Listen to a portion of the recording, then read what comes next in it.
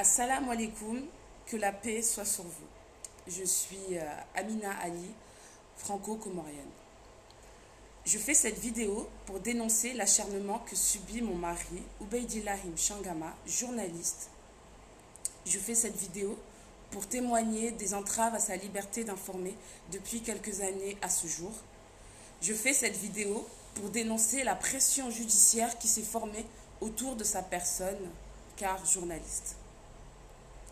Ubaidillah Mchangama est un journaliste de la radio marseillaise RCM 13 et de la page Facebook FCBK FM aux Comores. Il est reconnu en tant que tel par le gouvernement, les opposants, les associations, la société civile, la diaspora comorienne, par des organismes tels que Reporters sans frontières ou bien Human Rights, pour ne citer que. Ubaidillah Mchangama est connu pour être la cible préférée des autorités de ce pays.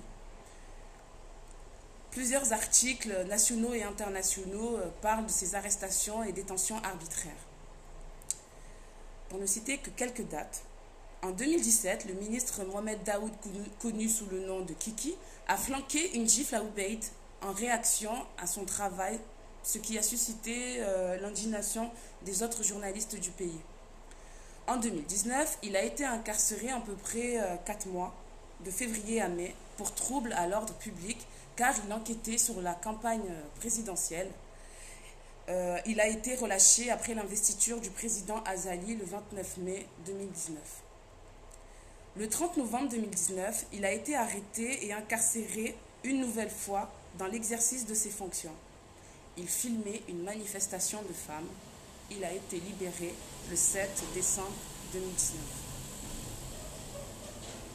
Le 11 janvier 2020, accompagné d'un autre journaliste, il s'est fait une nouvelle fois arrêter dans une voiture alors qu'il s'apprêtait à aller couvrir un rassemblement de l'opposition.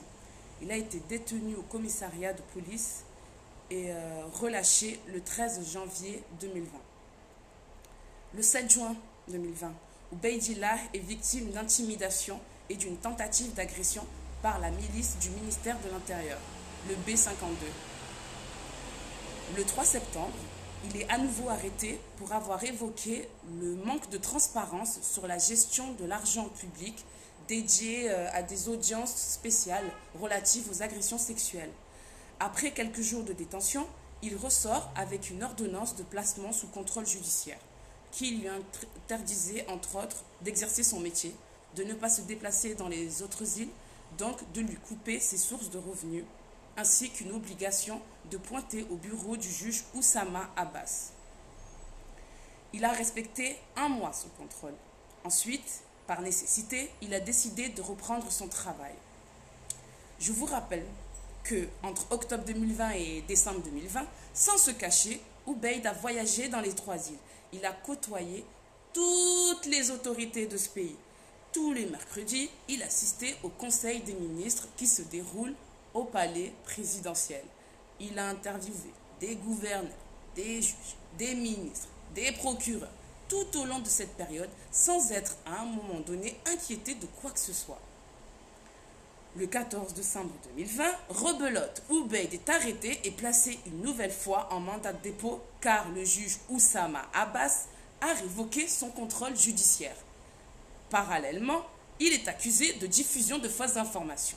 À son procès, les accusations pour fausses informations ont été abandonnées et le procureur déclare que le motif principal de son placement en mandat de dépôt n'est en rien lié à l'affaire des fausses informations, mais qu'il se trouvait en mandat de dépôt pour la révocation de son contrôle judiciaire.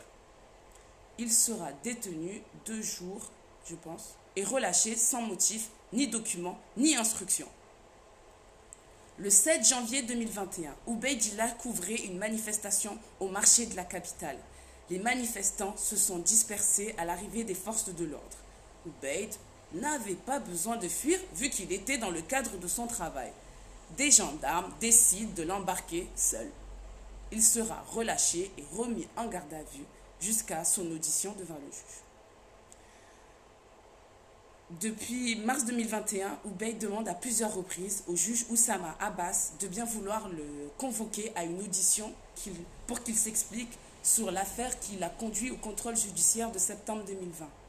Après plusieurs refus, le juge finit par lui accorder cette audition à l'aide d'une convocation datée du 27 avril 2021. À cette date, il se présente au bureau du juge. Il explique au juge qu'il est un peu souffrant. Le juge lui répond que de toute façon, il n'y avait pas d'électricité au bureau, donc impossible pour lui de l'auditionner ce jour-là. Il est donc reparti en disant qu'il attendra la prochaine convocation. Le lendemain, Ubaid est convoqué à la gendarmerie. Il s'y rend sans inquiétude et voilà qu'il se fait arrêter. Il est amené devant le juge Oussama Abbas qui lui notifie son mandat de dépôt. À l'heure où je vous fais cette vidéo, Nchangama Ubaidillah est toujours en prison. Tout ce que je viens de raconter précédemment est vérifiable par les médias nationaux et internationaux. Écoutez bien, Ubaid a reçu plusieurs coups de fil ces derniers jours de connaissances comme des juges, des avocats, des procureurs, des journalistes, des citoyens lambda, qui l'alertaient sur le fait que le ministre de la Justice, Mohamed Hussein, est énervé, souhaiterait son arrestation immédiate.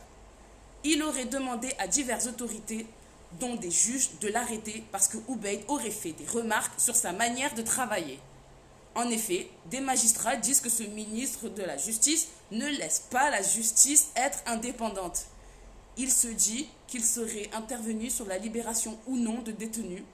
Des magistrats se sont plaints auprès de Ubaid que le ministre empiétait sur leur travail. Mohamed Hussein est parti trouver en la personne du juge Oussama un très bon complice.